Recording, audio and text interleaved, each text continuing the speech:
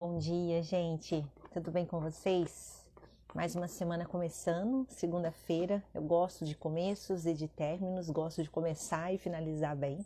E hoje eu te convido a começar muito bem essa semana, começar na presença do Senhor, aprendendo um pouquinho mais dele, refletindo sobre a bondade, sobre a grandeza dele. E eu tenho certeza que tem uma porção especial do Senhor reservada para você nessa manhã. Hoje a gente vai estudar o livro de Salmos, né, o capítulo 44. Para quem tem nos acompanhado aí, a gente está fazendo uma sequência todos os dias da semana. De segunda a sexta a gente estuda um capítulo específico. Já estamos no 44. Caminhamos aí quase para metade do livro, que é super grande. E hoje a gente vai aprender um pouquinho mais. Eu quero compartilhar com vocês. Bom dia, Rosângela, tudo bem? Depois você me dá um retorno, vê se você está me escutando belezinha, porque eu tô com fone, tô de um lugar diferente, então eu tô um pouco insegura. Depois me fala se você está escutando normalmente, tá? O que eu tô falando, por favor. E hoje eu tenho certeza que não vai ser diferente dos outros dias, né? Que Deus tem uma porção reservada aí para nós. Vamos orar então, entregando esse momento nas mãos do Senhor e pedindo para que o Senhor nos dê sabedoria, graça e se revele a nós nessa manhã, né? Fale tudo que a gente precisa aprender e nos ensinar. Glória a Deus. Ótimo. Pai, nós queremos entregar ao Senhor a nossa manhã, o nosso dia. Nós queremos pedir para que o Teu Espírito Santo nos conduza nesse momento. Nós sabemos que tem uma porção da Tua palavra para ser revelada a nós, que existe algo que o Senhor deseja falar ao nosso coração, nos ensinar, Pai. E nós estamos aqui como aprendizes da Tua palavra, como aprendizes, Senhor, do reino. Queremos viver aprendendo e recebendo tudo aquilo que o Senhor tem para nos dar. E por isso nós clamamos, Pai, fale conosco, estenda a sua mão sobre nós, no nome de Jesus. Amém. Esse capítulo, não é que ele é grande, mas a gente está vindo aí numa média de 12 versículos por capítulo, esse é um pouquinho maior. Então eu vou dar um pouquinho mais de velocidade quando a gente for ler, tá? Mas eu gostaria que vocês entendessem, antes de tudo, que esse capítulo ele se divide em 3 partes. A primeira parte é uma parte onde o salmista ele está relembrando a glória de Deus. Bom dia, Gabriel, seja bem-vindo. Tenha uma segunda-feira abençoada, cheia da presença do Senhor. Ele está relembrando a glória e a presença de Deus. Na segunda parte do versículo, esse capítulo mostra que, apesar dele lembrar, o salmista sente uma tristeza profunda, porque apesar deles ainda estarem com o Senhor, eles não sentem que Deus está com eles, porque as vitórias cessam, param de acontecer.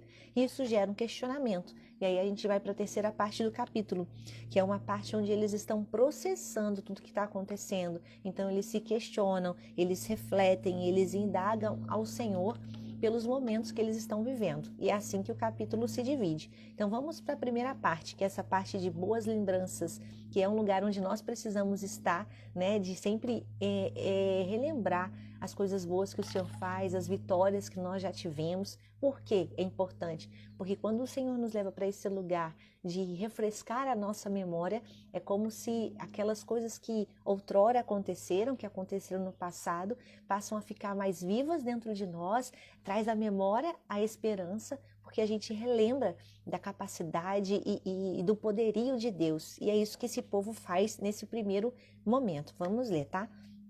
Ó Deus, nós ouvimos com os nossos ouvidos e nossos pais nos têm contado os feitos que realizaste em seus dias, nos tempos da antiguidade. Então eles estão relembrando um passado de vitórias, né? Nós ouvimos, o povo de Israel tinha o costume de relembrar as histórias, de sentar e relembrar as coisas que haviam acontecido. Então eles têm referências poderosas de como Deus operou, né, no passado, na descendência deles, né, na antecedência deles. E aí no versículo 2 vai dizer assim: como expeliste as nações com a tua mão e aos nossos pais plantastes. A gente lembra como o Senhor afligiu os povos e aos nossos pais alargaste, pois não conquistaram a terra pela sua espada, nem pelo seu braço salvou, e sim a sua destra, o teu braço e a luz da sua face, porquanto te agradaste deles. Então o povo está lembrando do Mar Vermelho que foi aberto, dos grandes feitos, porque a história de Israel é muito linda e por tantos momentos a gente vê o Senhor se manifestando. E aqui eles têm o reconhecimento de que as vitórias do povo não foram conquistadas pela força dos braços, né? Não foram conquistadas pelos cavalos, pelos cavaleiros, e sim pela mão poderosa e potente de Deus. E ele reconhece esse povo, né? O salmista reconhece isso. Tu és o meu rei, o Deus, que ordena salvações para Jacó. Por ti venceremos os nossos inimigos, pelo teu nome pisaremos os que se levantam contra nós, pois eu não confiarei no meu arco, nem a minha espada me salvará. Eu tenho falado até com meu marido que eu tenho aprendido muito, né, preparando os estudos e estudando junto com vocês. E uma coisa que tem ficado muito forte no meu coração é que uma coisa que entrou é que eu realmente preciso confiar não na força do meu braço, eu preciso confiar na mão poderosa e poderosa de Deus, né? Na mão poderosa que Deus tem. E às vezes a gente tem essa coisa de querer confiar nas nossas próprias forças. E aqui o salmista reforça novamente, a gente já tem visto aí ao longo de alguns capítulos, que a força dele, que a confiança dele não estava nas coisas, não estava na força dos cavalos, e sim em Deus.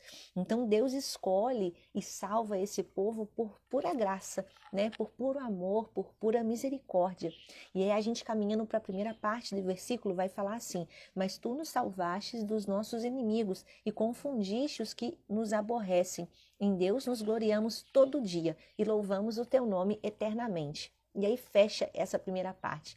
Quando a gente finaliza essa primeira parte, a gente tem a impressão que esse é sim um salmo de vitória, um salmo que está engrandecendo o nome do Senhor, né? Um salmo que está exaltando a Deus. E a princípio é.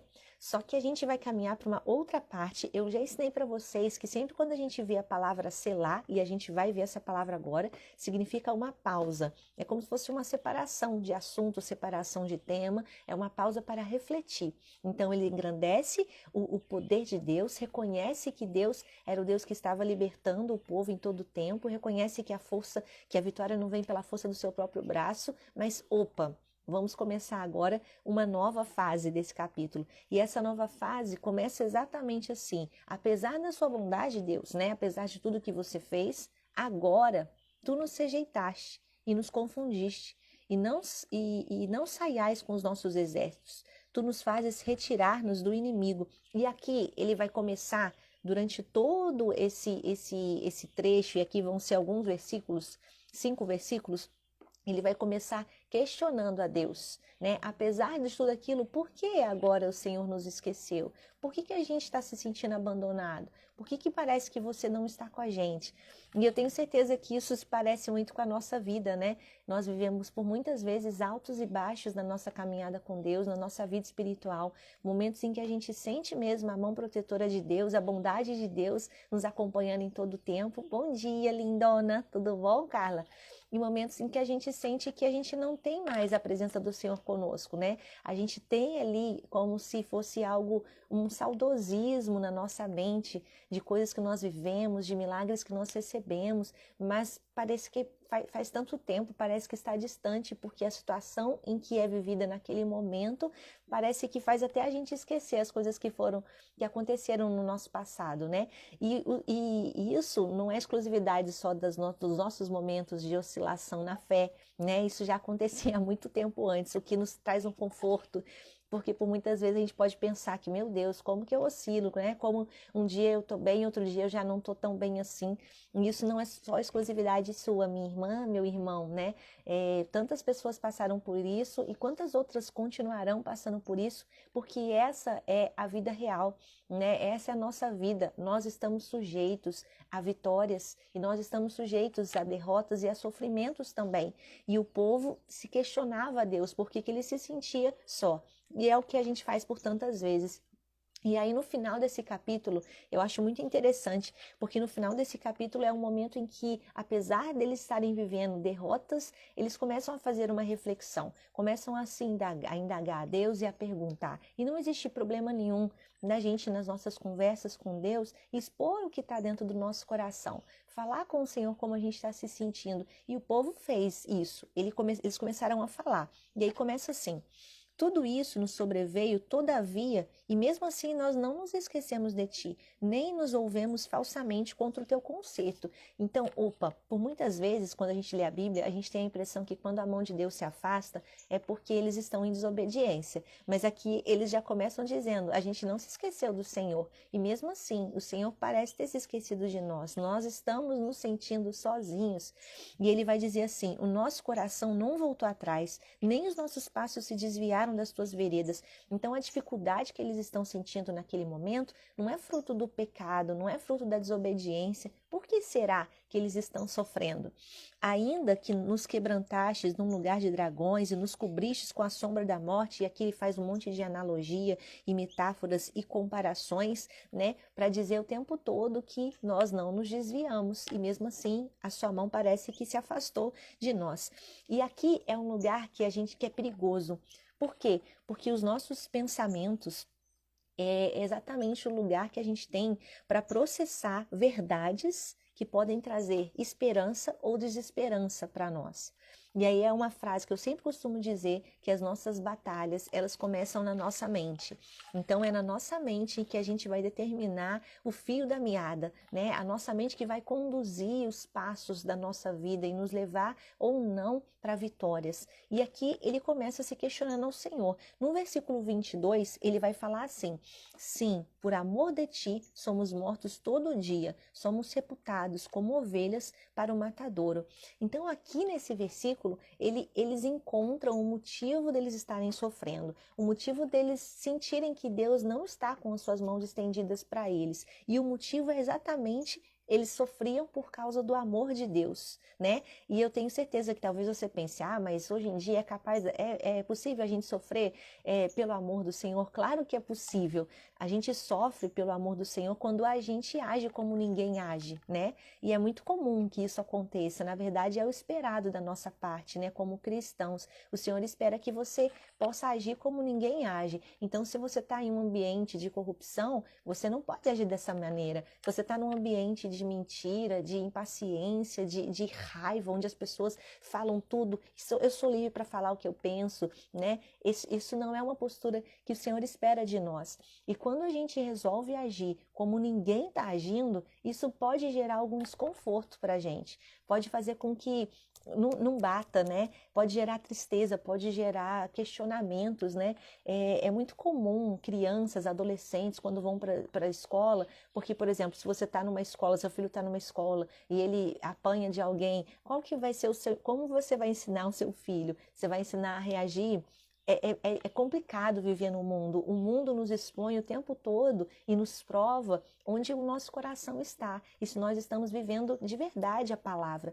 E nesse salmo, quando a gente chega para o final, a gente percebe e entende que o que levava o povo a sofrer, né, apesar deles estarem com o Senhor, não era desobediência, não era pecado, era simplesmente porque eles sofriam pelo amor do Senhor. O Senhor nos convida a participar do seu sofrimento e a gente, quando está aqui na terra, quando a gente está aqui nesse mundo, a gente tem que ter consciência de que nós vamos passar por momentos de dor, nós vamos passar por momento de sofrimento, né? Porque fazer a vontade de Deus, apesar de você estar fazendo a vontade de Deus, isso não te elimina ou não te torna imune de passar por problemas e tribulações. Quando a gente pega a história de Jesus no barco e aquela tempestade, né, que deixa todo mundo desesperado, eles não estavam indo por uma viagem ou eles não estavam fazendo algo como se desviando da vontade de Deus para eles naquele momento. Eles estavam indo para lugares para cumprir a palavra do Senhor, para falar do amor do Senhor, e apesar disso, a tempestade alcançou aquele barco e eles se desesperaram. E essa palavra só me mostra que mesmo que a gente esteja no centro da vontade do Senhor, mesmo que a gente esteja em obediência, sim, nós podemos e vamos passar por tribulações. Mas não quer dizer que nós estaremos sozinhos nessas tribulações. E a forma como a gente lida com essas dores, com essas dificuldades, ela determina a nossa maturidade, ela nos mostra mesmo onde está o nosso coração. Eu sei que não é fácil, né, gente, a gente passar por dificuldades, dores, sentimentos, né, de aflição. Mas o que eu quero que vocês entendam é que em nenhum momento no seu coração deixe nascer ou deixe enraizar o sentimento de que Deus não é bom com você, ou de que você está sozinho, ou de comparações, né? Porque eu, Senhor. Olha que engraçado. Na sexta-feira eu estava conversando com meu marido. Engraçado não, mas é porque eu me lembrei disso agora. Nós somos os primeiros a, por tantas vezes, comparar e falar, Senhor, por que comigo? Por que na minha casa? Né? Por que comigo as coisas são desse jeito? Eu não sei se você já se perguntou isso alguma vez na vida, mas eu já. E nessa comparação, a gente às vezes, vamos imaginar, tem um tenista muito famoso, e esse tenista muito famoso que ganhou vários prêmios, ele fala sobre isso, ele fala, será que eu nunca me perguntei para Deus por que quando eu ganhei, quando eu fui o único a ganhar um prêmio na minha categoria? Porque a gente tem a tendência a perguntar por que eu em momentos de dificuldade. Mas a gente não pergunta, Senhor, por que eu sou tão. Por que o Senhor me escolheu para ter essa família tão abençoada? Por que o Senhor me escolheu, né, para ser próspera? Por que o Senhor me escolheu para ter esse filho maravilhoso? A gente geralmente faz essa pergunta para momentos difíceis. E nós deveríamos fazer essa pergunta também para momentos em que a gente está sendo extremamente abençoado por Deus. Então, é uma perspectiva diferente da gente enxergar as coisas. E aí, caminhando para o final, que parece que não tinha nada a ver com o tema, mas tinha sim, vai dizer assim, desperta, Senhor, por que você está dormindo? Acorde, não nos rejeite para sempre. Então, apesar deles se sentirem sozinhos e abandonados por Deus, olharem para o passado e verem os momentos em que Deus esteve presente, olhar para frente e sentirem que estão sozinhos, eles não estão clamando para qualquer Deus. E naquela época eles tinham grandes variedades de deuses para clamar. Eles ainda estão falando com o Senhor. Isso nos faz pensar que Ele tem que ser sempre a nossa saída, a nossa escolha. Acorda, não esconde a sua face de nós. Esquece, por favor, da nossa miséria. Não se esqueça da nossa miséria e da nossa opressão, porque a nossa alma está abatida até o pó, o nosso corpo curvado até o chão. Levanta-te em nosso auxílio, resgata-nos por amor das tuas misericórdias. Então é um apelo, resgata-nos, Senhor, pela aliança que um dia nós fizemos, né? Pelo compromisso que um dia nós selamos. Deus, ele vai estar sempre ativo na nossa vida, nos momentos de vitórias, nos momentos de derrotas. Quando a gente lê a Bíblia, e eu vou até passar aqui, eu marquei uma leitura que tem a ver com o que a gente está falando, que é Romanos 8,36. Peraí. Romanos 8,36, um minutinho, que eu marquei no lugar errado. Marquei em Pedro. Romanos 8,36.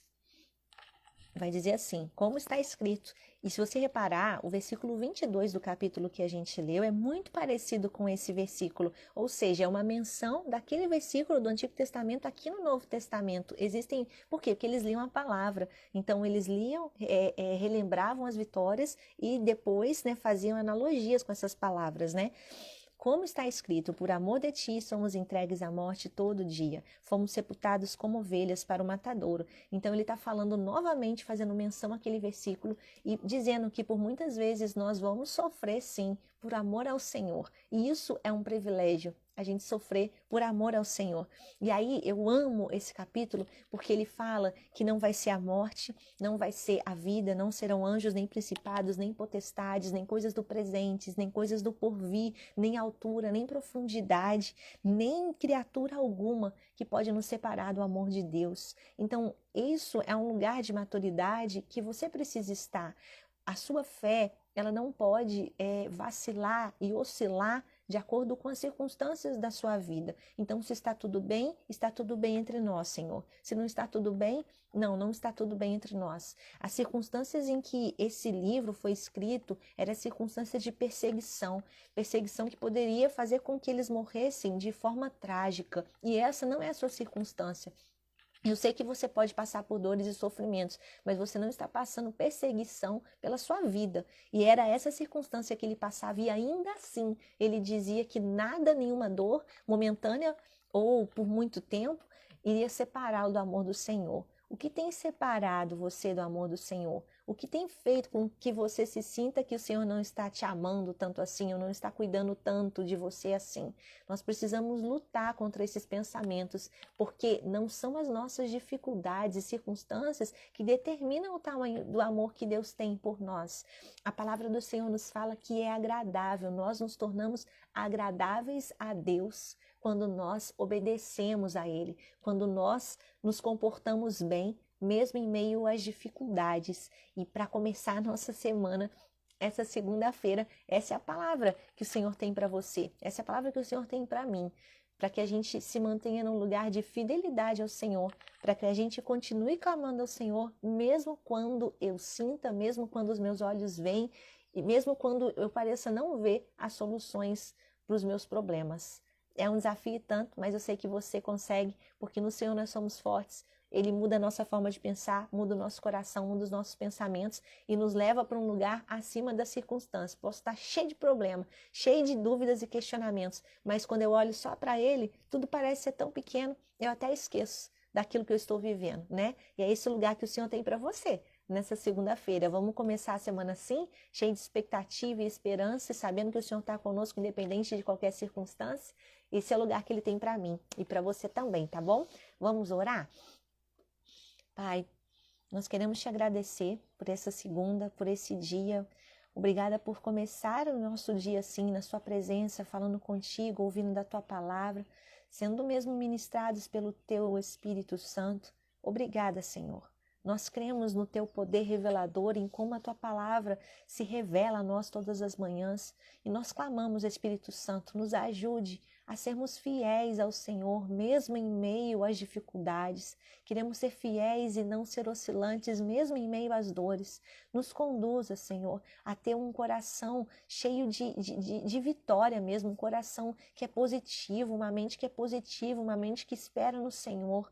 Papai, não esconda o teu rosto de nós, nem se afaste de nós. Escute o nosso clamor e a nossa oração. Como salmista, nós clamamos e entregamos ao Senhor, aos teus pés, as nossas questões, os nossos medos, as nossas dúvidas. Nós não confiamos em médicos, nós não confiamos em pessoas, porque nós sabemos que a nossa esperança está no Senhor. E é em Ti que nós depositamos a nossa esperança. Toma o nosso coração, Pai, e que no dia de hoje o Teu Espírito Santo fale conosco de maneira forte e poderosa, no nome de Jesus. Amém.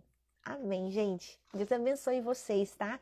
Tô doida para estar presencialmente com vocês, para ter momentos, né, juntos presencialmente. Olha, já tá acabando a minha bateria aqui. E que Deus abençoe grandemente vocês. Amanhã a gente vai estudar Salmos 45 e aí por diante, né? Deus abençoe vocês, tá? Fiquem com Deus e até a próxima.